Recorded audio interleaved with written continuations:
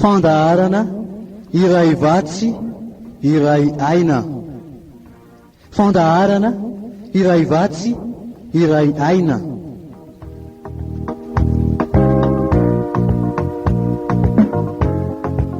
Iarahanao amin'ny mpanompon'Andriamanitra Heriliva Razafimanantsoa.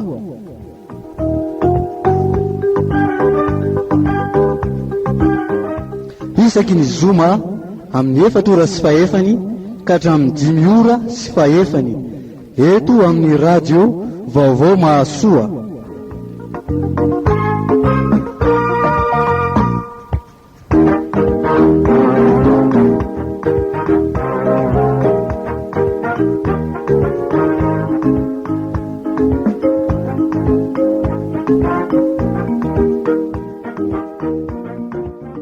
Dia miaraka indray amin'ny Heriliva Razafimanantsoa ianao anatin'ilay fandaharana iray vatsy iray aina. Dia faly miarabanao amin'ny anaran'ny Tompo ary dia manonona ihany koa ny fiadanany ho aminao sy eo amin'ny ankonanao rehetra izany. Dia iaraka indray isika hanohy ilay lohevitra efa nojerentsika tamin'ny fandaharana teo aloha zany kanefa dia handehetsika aloha hivavaka metraka eo amin'ny Tompo izay rehetra ho tanterahantsika amin'ity anio ty hivavaka sika. Misaotra anao zay Andriamanitra ny amin'ny fandaminanao ny fiainanay. Misaotra anao zay ny amin'ny fitiavanao izay maharo-po aminay ary tsy mamaly anay miaraka amin'ny fahotanay. Misaotra sy mideranao zahay fa Andriamanitra tsara loatra ianao ary mikendry fahatsarana ho amin'ny fiainany zanakao rehetra. Kehitriny ary zay Tompo mametraka manontolo ampelantananao indray ity fotoana ity. Raha andinika indray zahay anohy izay efa nomenao mba hifampizarana teo aloha dia ny amin'ny fifandraisan'ny ray aman-dreny sy ny zanaka. Hijery ireo fepetra 10 hanatsarana ny fifandraisan'ny zanaka sy ny ray aman-dreny. Petraka efianao aminao zany mba hitarihan'ny fanahinao ny mpanomponao amin'izay rehetra hozaraina. Dia fenoy ny fanahinao masina koa ny mpiainao tsirairay avy ay hamantatra zay rehetra avy aminao ary handray jingana ny amin'izay lalana tokony izorany izay hifampizarana avy amin'ny teninao. Dia misaotra Tompo afantatray ny fitiavanao anay efa ny aloha ny fitiavana ianao zany tamin'ny nanoloranao ny zanakao ho avitra noho ny fahotanay. Dia fantatray fa fiainana be dia be tokoa no tianao omenanay. Dia omeo anay ary zany fitiavana zany ary mba ho ay handray zany zahay homendrika ny handray zany fitiavanao zany. Dia matoky izay fa hoeniky ny famotramponao, hoeniky ny fanahinao ity fotoana ity indray aizanay mandray izay rehetra avy aminao. Misaotra indrindra Tompo. Amen. Iaraka amin'ny antsan'i Kristy avy hatransika sady hiderahantsika an'Andriamanitra amin'ny alalan'ity hira nampitondray ny lohatenyity hoe Alleluia. Sy mankalaza ny anaranao Jesosy eo, Jesosy eo. Sy mankalaza ny anaranao Jesosy eo, Jesosy eo. Halleluja, halleluja, halleluja, halleluja, halleluja. Halleluja, halleluja, halleluja, halleluja, halleluja. Sy mankalaza ny anaranao Jesosy eo, Jesosy eo. Sy mankalaza ny anaranao Jesosy eo, Jesosy eo. Halleluja, halleluja, halleluja, halleluja, halleluja. Halleluja, halleluja, halleluja, halleluja, halleluja. Hosanna, Hosanna, Hosanna.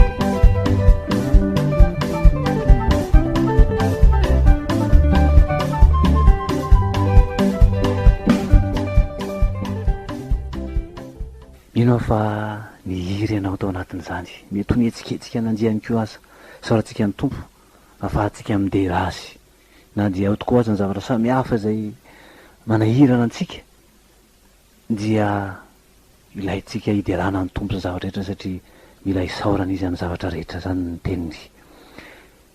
Ndresaka ny amin'ny fifandraisantsika, fifandraisana ny tsara mantsy rehefa tsara ny fifandraisana eo amin'ny ray aman-dreny sy ny zanaka dia fiarahamonina mirindra, fiarahamonina milamina no iaina ao anatin'ny tokantrano.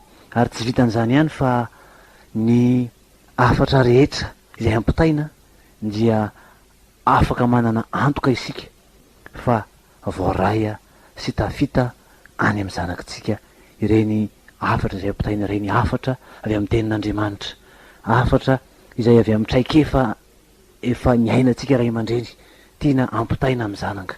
Ary dia mifankahazo resaka sy misy fiarahamonina mahafinaritra izay zany no ilazana hoe rehefa tsara ny fifandraisana dia betsaka ny zavatra ny tombony azontsika sahady ao zay fifandraisana tsara izay. Ary izay no mahatonga atsika miresaka trany raha miresaka hoe ray aman-dreny sy ny zanaka dia ny fifandraisana no jerevantsika hatrany hatrany zany.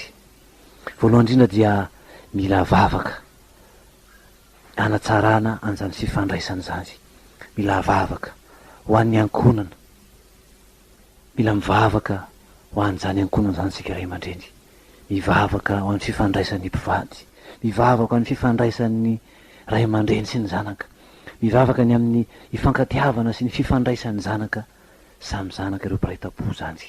Ilayntsika ny mivavaka ny amin'izany satria dia rehefa ratsy ny fifandraisana hitantsika fa mibetsaka ny zavatra voakorotana ao anatin'izay fifandraisana ratsy ao anatin'ny tokantrano zay. Eo aza nefa zany vavaka zany zay hitolomantsika mafy amin'ny tompo tokoa mba ho tsara. De misy kosa zay anjara atsika dia ny manao ezaka ny irindrany zany fifandraisana zany, sady mivavaka mafy isika ny mijery ihany koa hoe inona kosa no anjara atsika anatsarana sy ampirindra ny fifandraisana ao anatin'ny tokantrano zany.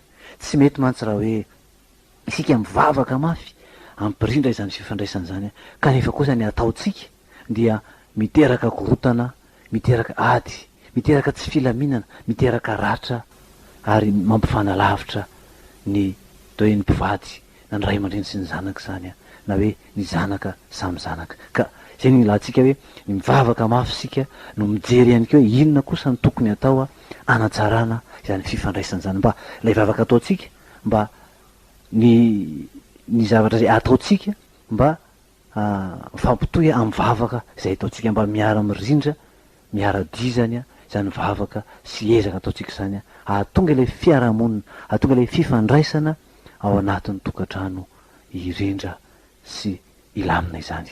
Efa nijorintsika teo aloha ny loha hevitra hoe fepetra folo anatsarana ny fifandraisan'ny ray aman-dreny sy ny zanaka, indrindra indrindra ny tena resana anatin'izay zanaka zay zany dia hoe ny tanora indrindra indrindra zany, fepetra folo anatsarana ny fifandraisan'ny ray aman-dreny sy ny zanaka. Ary dia efa hitatsika tamin'ny fandarana teo aloha ireo fepetra 5 izay ny atsasaky ny zavatra zay tokony ho fantatsika zany amin'izay hoe fepetra folo anatsarana ny fifandraisan'ny ray aman-dreny sy ny zanaka zay dia ny fepetra 5 efa hitatsika ka amin'ity an'io ty zany isaorantsika ny tompo mbola nanomezany fahafahana antsika anohy indray an'izany loha hevitsika zany, de hotoizantsika izany loha hevitra zany amin'ity an'io ty dia andehana isika mbola hiaraka amin'ny antsany kristiany amin'ity hira anankiray ty nampitondray ny lohateny hoe fifankatiavana.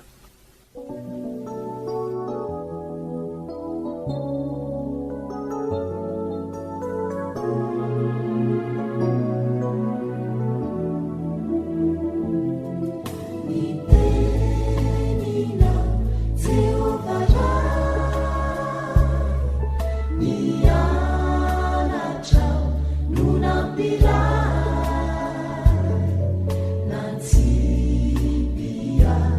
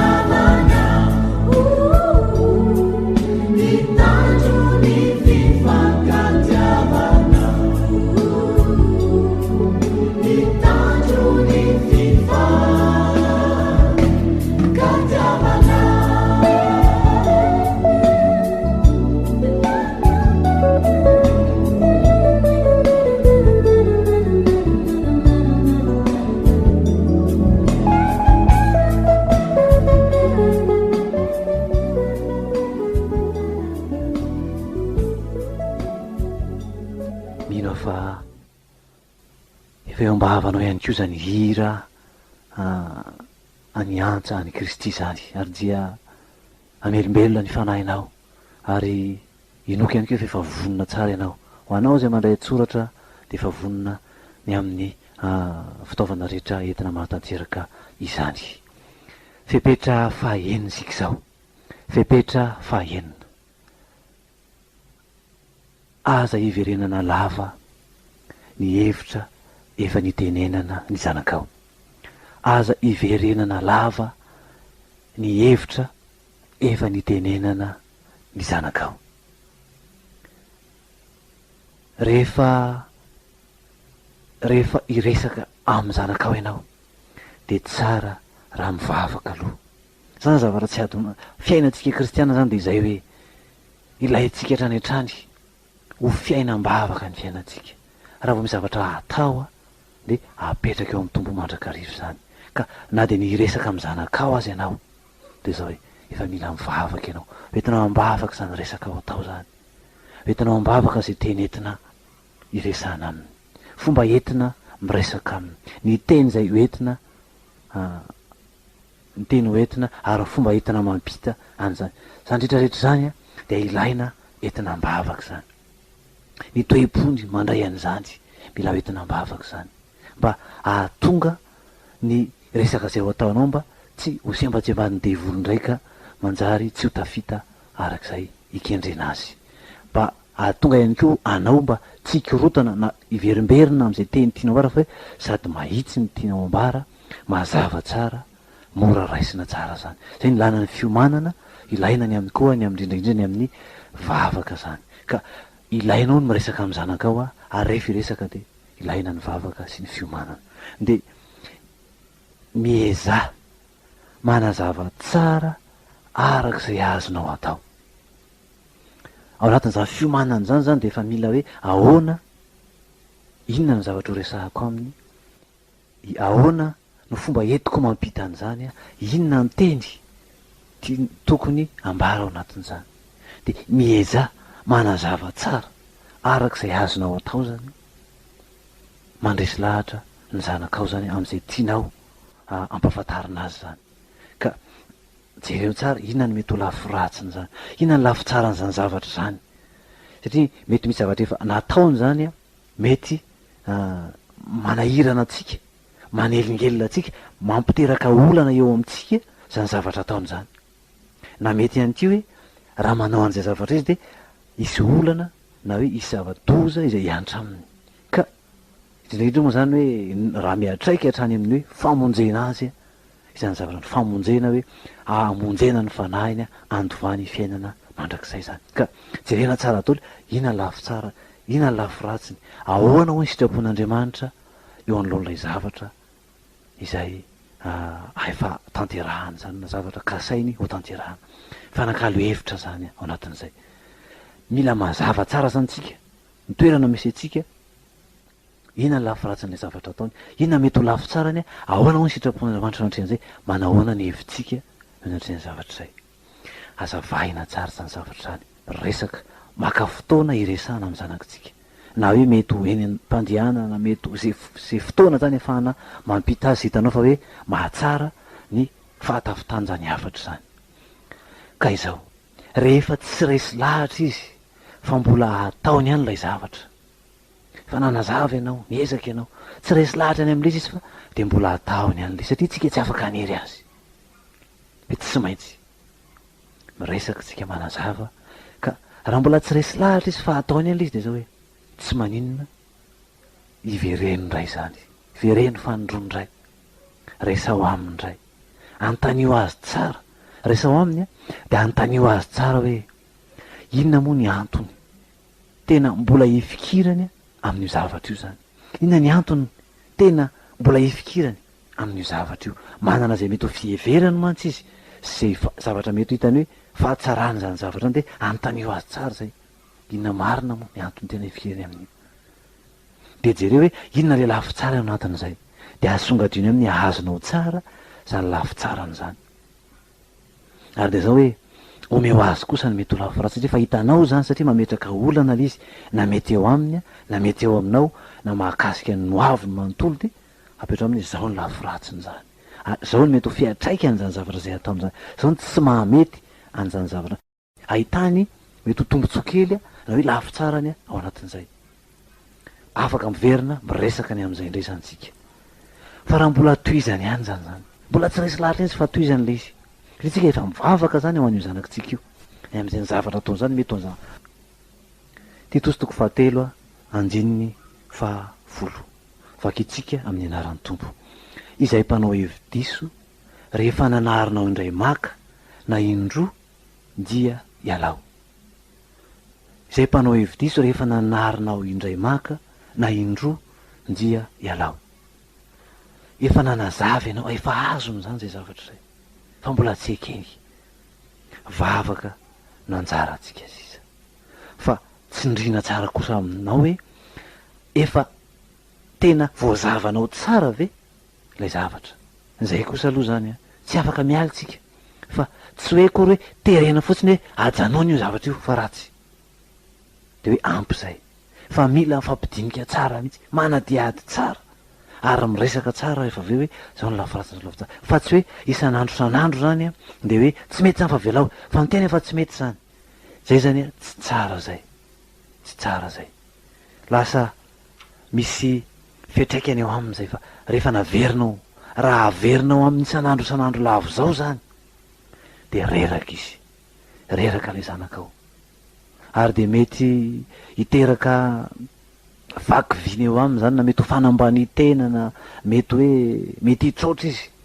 mety ho tezitra izy de mety hitroatra amintsika izy, na mety hiteraka ny amin'ny teny frantsay frustration zany eo am'ilay zanakao zany, ny famerenana lavan'izay, indrindra hoe tsy nanazava kory ianao fa avy hatrany de milaza fotsiny hoe tsy mety zany, fa rehefa tena fampiresaka mantsy, fampidinika de azonao tsara ny antony mahatonga azy manao an'le izy, de azavainao aminy tsara koa ny antony tsy mahamety azy sy ny lafy ratsiny zany sy ny fiatraikany zany, de afaka amin'izay izy hoe anjaran'ny fanahy masina no miasa ao anatiny mandresy lahatra azy, efa vitany atidinao zay, de vavaka no tao mba fanahy masina mety efa miasa ao anatiny foana, fa hoe mba anekeny an'izany fanahy masina zany hiasa ao aminy. Izay zany ny amin'iny fepetra fahaeniny hoe aza iverenana lava ny hevitra efa nitenenana azy. Fepetra fahafitosika, fepetra fahafito, rehefa miresaka de tandremy tsara ary ala viro ny teny manapaka resaka, zany hoe mamarana n'lay resaka na le dinika zany, rehefa miresaka de tandremy tsara ary ala viro ny teny manapaka ny resaka, zany hoe mamarana avy hatrany an'lay resaka zany, mitantara zany ny zanakao, miresaka izy de avy hatrany ianao de misy teny ataonao, avy hatrany de manapaka lay resaka zay tiany atao zany, zany hoe manapakaina mihitsy zany tena tiany ambary hoe hoy tsika hoe manapakaina, manapaka resaka, manapakaina, zany hoe tsy hoe tsy le hoe manapaka resaka fotsiny de hoe manohy resaka hafa ianao zany fa le tianao resahana eto de hoe lay teny zay ambaranao tandremana tsara ary alavirina hoe sao de anapaka an'lay resaka zany hoe anapaka an'lay dinidinika mihitsy zany hoe tonga de tsy hito intsony le dinika eo ampiresahana de fahadiana zany reto zany le teny a mahatonga an'izay hoe fahatapahan'lay dinika zay atao amin'ny zanaka izay teny mitsara mijuge zany teny mitsara teny manameloka teny mitsara teny manameloka teny manambany ary teny manakina mbala azo anampianan'izay koa ny teny mandatsa mandatsa manakina manambany manameloka mitsara sy zay rehetra mitovitovy am'izay zany zay rehetra mitovitovy am'izay de tokony alavirina sy tandremana tsara aoka hiezaka ahazo ny zanaka ao ianao am'izay resaka ataony zany hoe miezaka mipetraka eo amin'ny toerany aloha zany rehefa miresaka izy de miezaka mipetraka eo amin'ny toerany hoe fa maninona no miteny an'izany izy inona no antony azonao tsara ve de mipetraha tsara am'zay hoe zao zany no mahatonga azy manao an'ity zavatra ity zao zany mahatonga azy manao an'izany zavatra zany ataovy azonao tsara zay de aza avy etrany de tsara iny izy na melona na ambanina na kianina na latsaina tsy mbola fotoana ny anaovana an'izany zany ary tsy mety mihitsy azy ny anaovana an'izany zavatra zany satria tena faran'izay tsy zakany tanora indrindraindrindra zany na ny adolescent zany hoe fitsikerana fanakianana fanambanina fanamelohan'izay tena tsy zakany zany satria manao tsinitsinina azy zany manambany azy a de tonga de tezitra izy a ary de tsy te hiresaka tsony izy fa tapaka eo zany alay resaka avy etrany izy de hoe avy alao ary hijanonany ok'izay za tsy hiresaka tsony zay ny mety hotoy an'lay dinika zany de farany eo le izy zay ny teny farany zay mety avy any aminy de tapaka eo le izy alaviriny zay raiso izy ampaherezo izy am'izay mety ho tsy fahombiazany ve tsy manina fa ampaherezo izy jerevo koa inona ny lafi tsarany de ampaherezo izy am'izay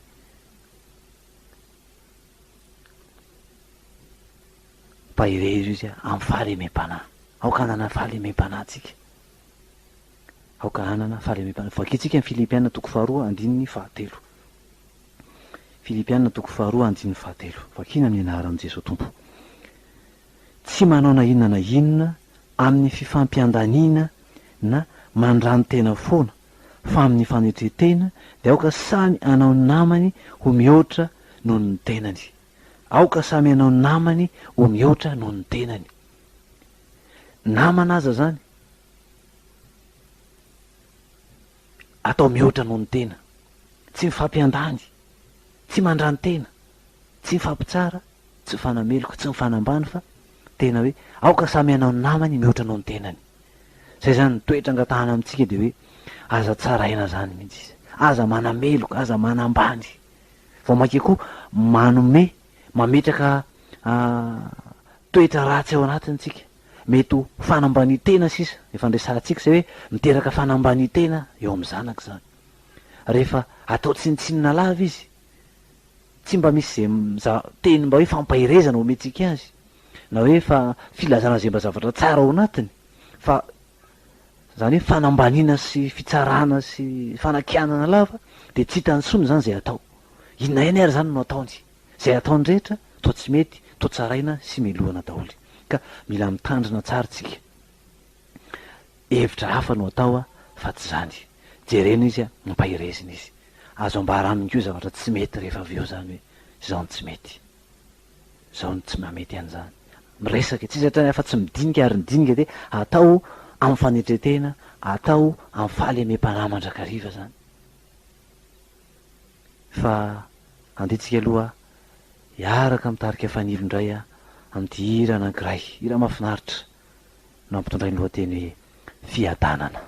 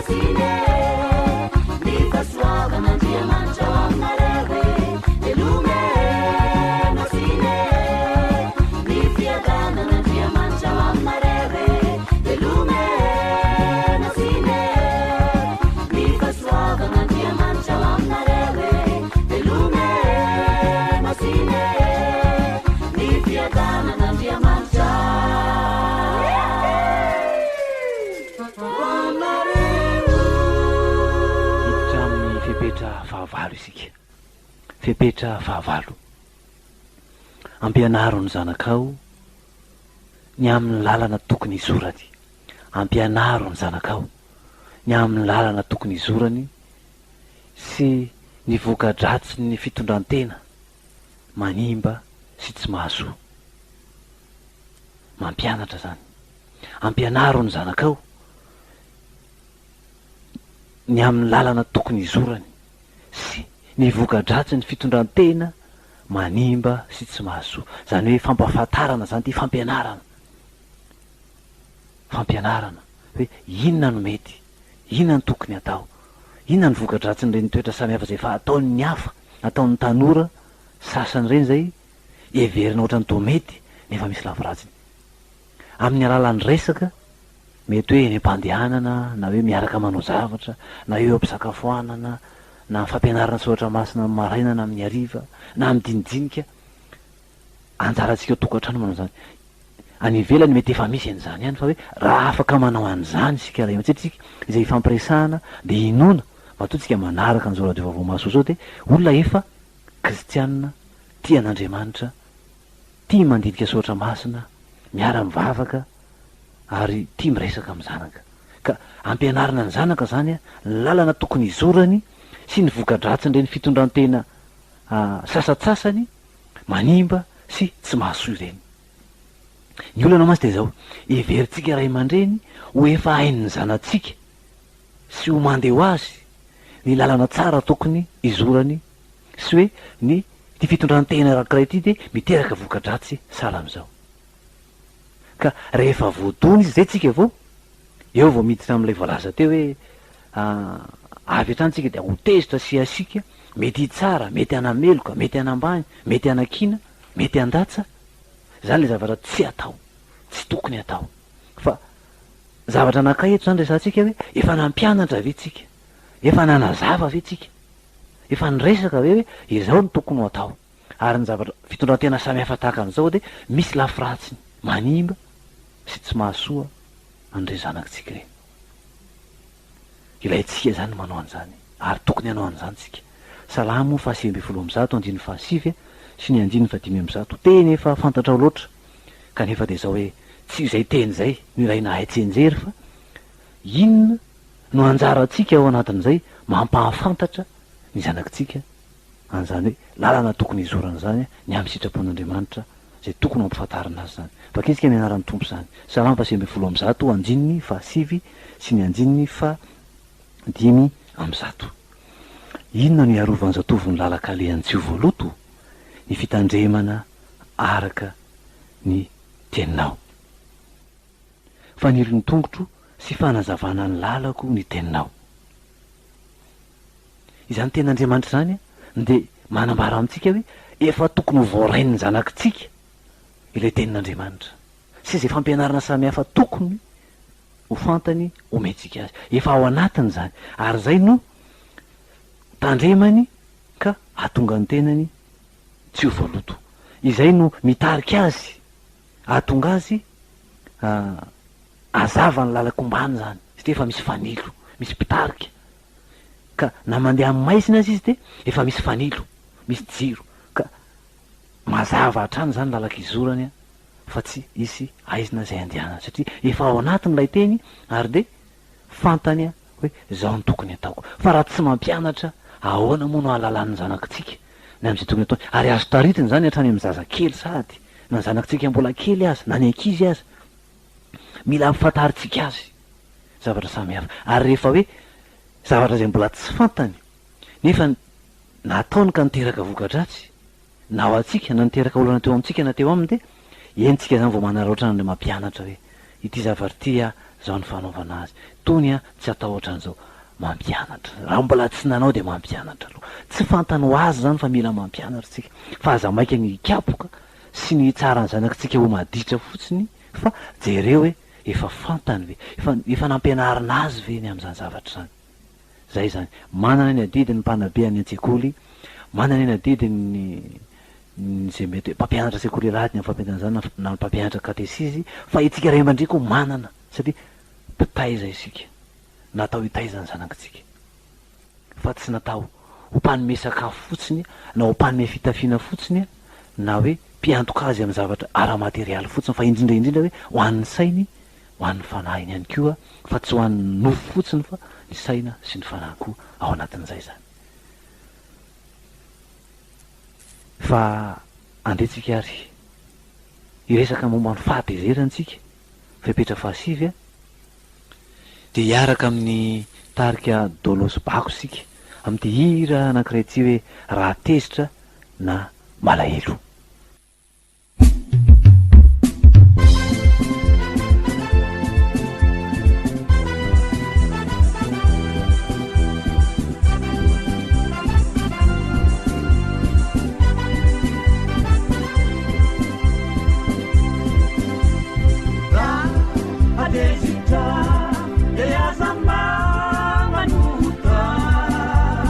Sa te anume guerana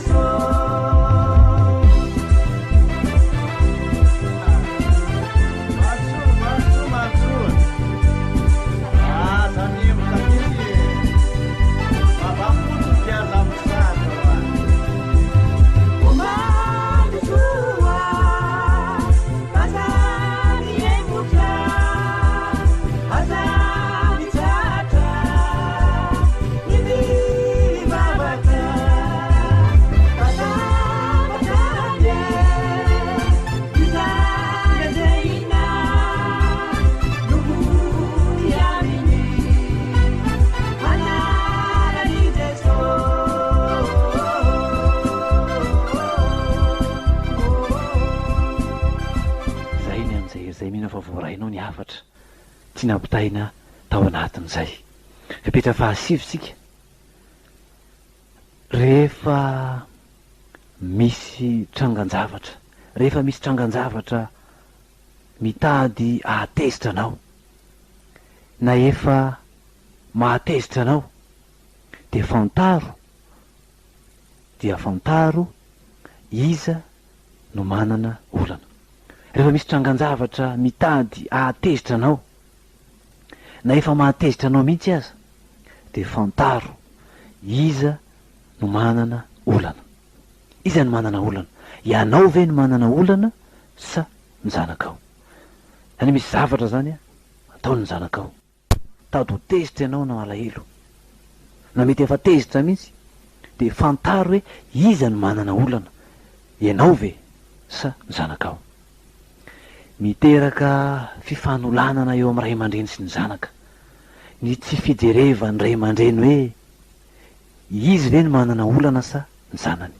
Miteraka olana io, satria miteraka alahelo sy toatsirariny eo amin'ny zanaka zany raha izy tsy hitan'izay lafiratsyn'ilay zavatra izay ataony, tsisy fiatraikany aminy, kanefa dia izy no tsaratsaraina sy bedesina zany eo anatin'izay. Ka mila fantarina hoe iza no manana olana, iza ray aman-dreny ve no manana olana sa ilay zanako ny amin'izay fitondran-tena ny zanako izay.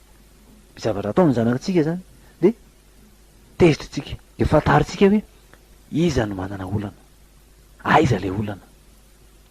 Mampiteraka fahatezerana antsika io, dia tsara zany manontany tena hoe iza no manana olana. Ka misy tranga anankiroa zany eo anatrehan'izay.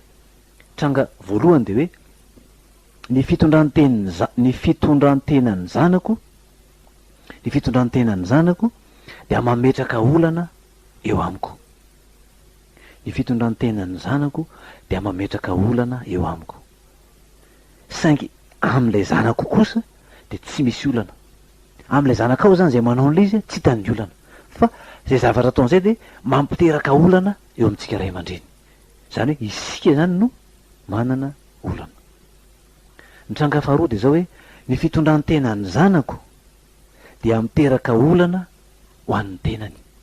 Mety mbola tsy takany zany le izy. Ny fitondran-tenan'ny zanako dia miteraka olana ho an'ny tenany. Zany tsy takany na hoe tsy rarahany aloha fa ataony dia ho hitany eo rehefa avy eo. Ireo tranga roa reo zany dia mahatonga atsika ray aman-dreny atahotra na alahelo ka ho tonga hatrany amin'ny fahatezerana eo amintsika. Ka rehefa fantatrao zany hoe iza manana olana, iza ve sa le zanako, dia hazava ao arak'izay le izy.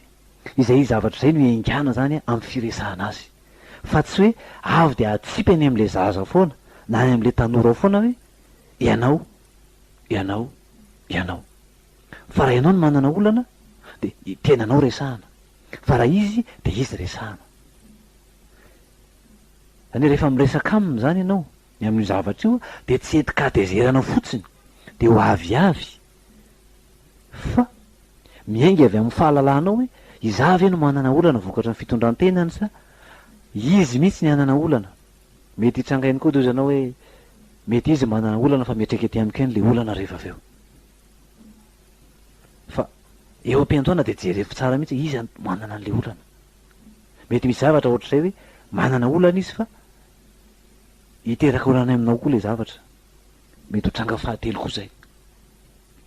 Fa matetika dia ny fitondran-tenan'ilay zanatsika tsy mametraka olana ho azy fa ho antsika ilay olana. Kanefa dia kapoka sy fibedesana sy latsalatsa sy ny sisa no teny maharary no azon'ilay zanatsika. Ary dia gaga izy anatrehan'izany hoe fa maninona no atao an'izao aho, inona no tsy mety amin'izay nataoko, fa maninona. Ary ny loza dia hoe lasa mahita tsy fahamarinana sy tsy rariny izy ataontsika ray aman-dreny amin'ny fitondrana azy zany. Lasa izay ny zavatra hitany hoe tsy rariny, misy tsy fahamarinana eo amin'ny fitondrana azy. Mametraka baraingo izy eo anatrehan'izay hoe famaninana.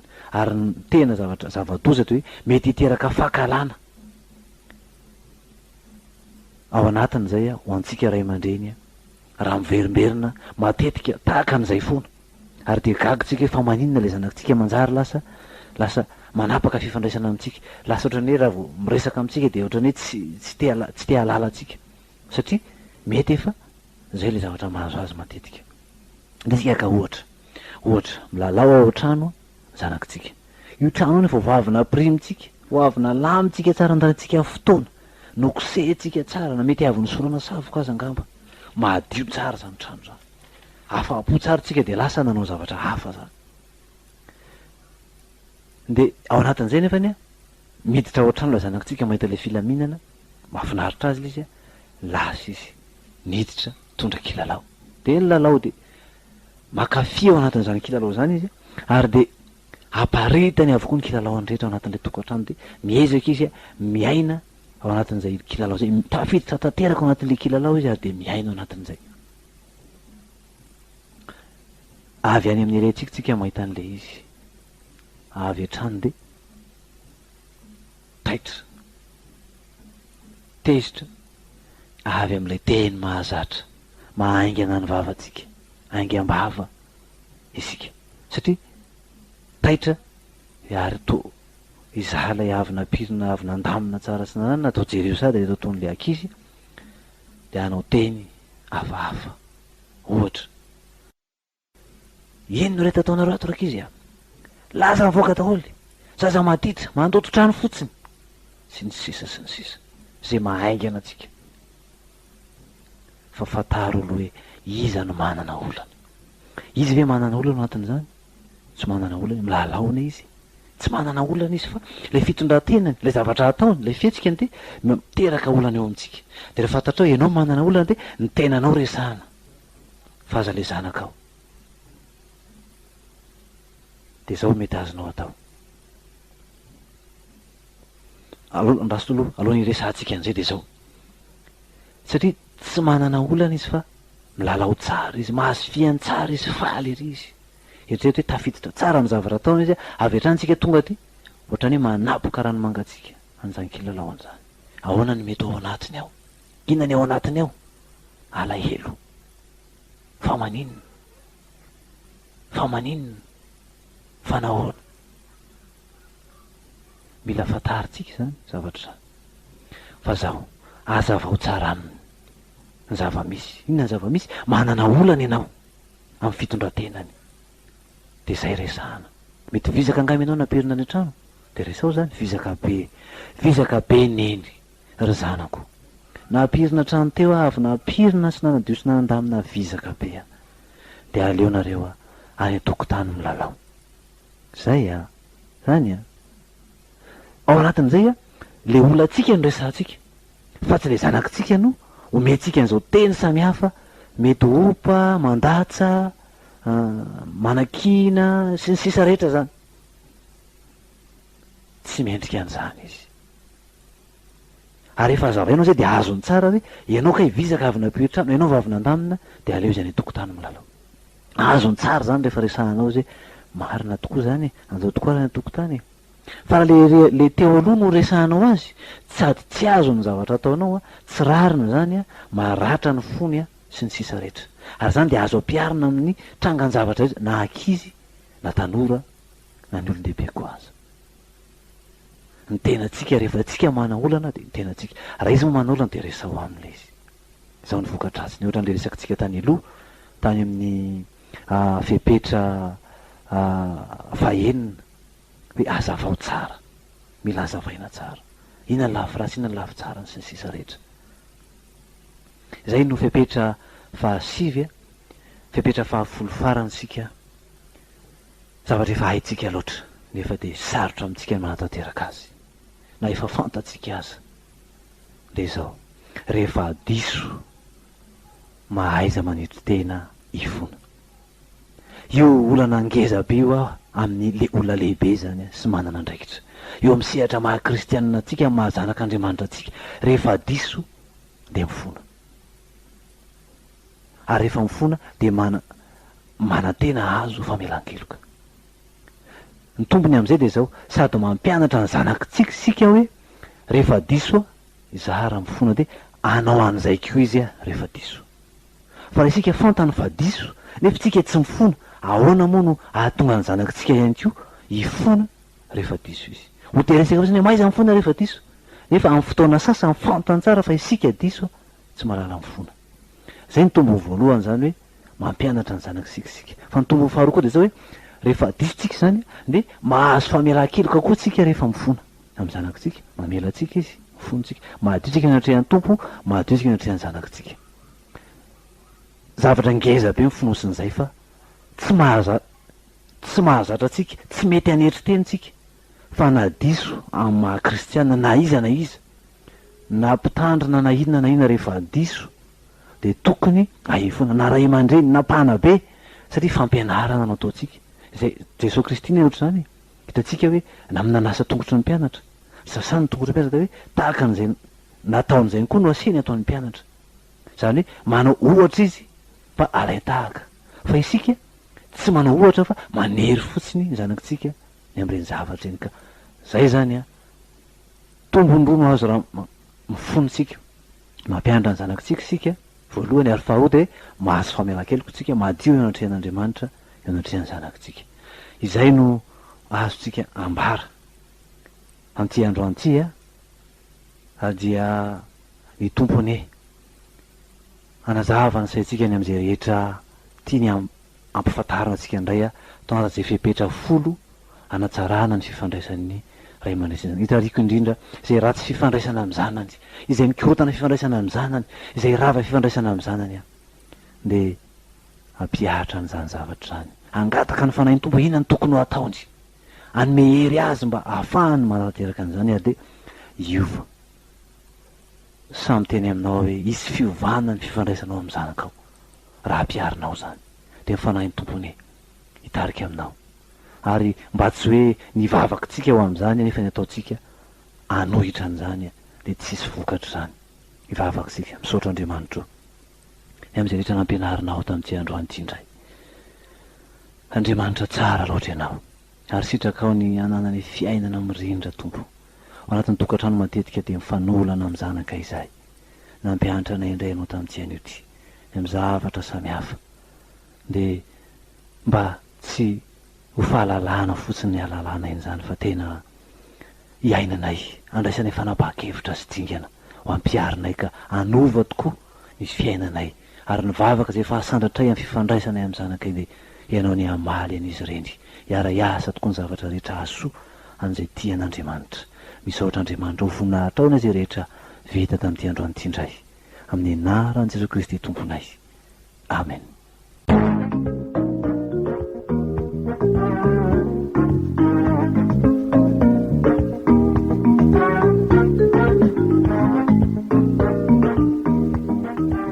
Fandaharana iray vatsy iray aina. Fandaharana iray vatsy iray aina.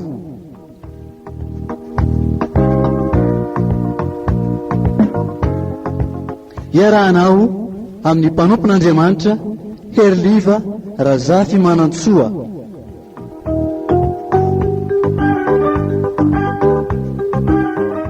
Isaky ny zoma amin'ny 4 ora sy 5 ka hatramin'ny 5 ora sy 5 eto amin'ny radio vaovao Mahasoa.